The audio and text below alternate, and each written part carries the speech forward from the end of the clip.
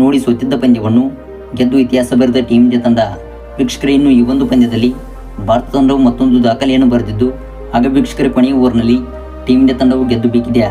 ವೀಕ್ಷಕರೇ, ಇನ್ನು ಈ ಒಂದು ವಿಡಿಯೋದ ಸ್ಪೋರ್ಟ್ಸ್ ಅಪ್ಡೇಟ್ ತಿಳಿಯೋದಕ್ಕಿಂತ ಮುಂಚಿತವಾಗಿ ಭಾರತ ತಂಡದ ಈ ದೊಡ್ಡ ಪ್ರದರ್ಶನಕ್ಕೆ ವಿಡಿಯೋಗೊಂದು ದಯವಿಟ್ಟು ಲೈಕ್ನ ಮಾಡಿ. ಹಾಗೆ ಇದೇ ರೀತಿ ಕ್ರೀಡಾ ಸುದ್ದಿಗಾಗಿ ದಯವಿಟ್ಟು ಚಾನಲ್ ಸಬ್ಸ್ಕ್ರೈಬ್ ಮಾಡಿಕೊಳ್ಳಿ. ಹೌದು ವೀಕ್ಷಕರೇ, ಇದೀಗ ಟೀಮ್ ಇಂಡಿಯಾ ತಂಡವು ಸೂಪರ್ 8 ಪಂದ್ಯಗಳನ್ನು ಆಡಲು ಇದೀಗ ಕೆರಿಬಿಯನ್ ನಾಡಿಗೆ ಎಂಟ್ರಿ ಕೊಟ್ಟಿದ್ದು, ಹಾಗೆ ವೀಕ್ಷಕರೇ ಕೆರಿಬಿಯನ್ ನಾಡಲ್ಲಿ ಭಾರತ ತಂಡವು ಭರ್ಜರಿಯಾಗಿ ಪ್ರದರ್ಶನ ತೋರಿದೆಯಾ?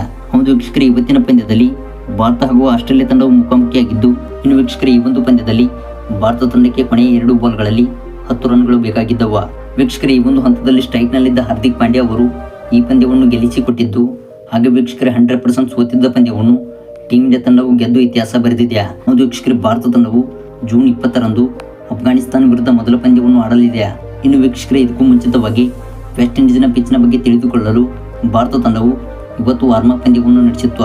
ಹೌದು ವೀಕ್ಷಕರೇ, ಈ ಒಂದು ಹಂತದಲ್ಲಿ ಆಸ್ಟ್ರೇಲಿಯಾ ಹಾಗೂ ಭಾರತ ತಂಡವು ಮುಖಾಮುಖಿಯಾಗಿದ್ದು, ವೀಕ್ಷಕರೇ ಈ ಒಂದು ವಾರ್ಮಪ್ ಪಂದ್ಯದಲ್ಲಿ ವೆಸ್ಟ್ ಇಂಡೀಸ್ ನಾಡಲ್ಲಿ ಭಾರತ ತಂಡವು ಅಬ್ಬರಿಸಿದೆಯಾ? ಹೌದು ವೀಕ್ಷಕರೇ, ಕೊನೆಯ ಹಂತದಲ್ಲಿ ಈ ಒಂದು ಪಂದ್ಯವು ರೋಚಕವಾಗಿತ್ತು.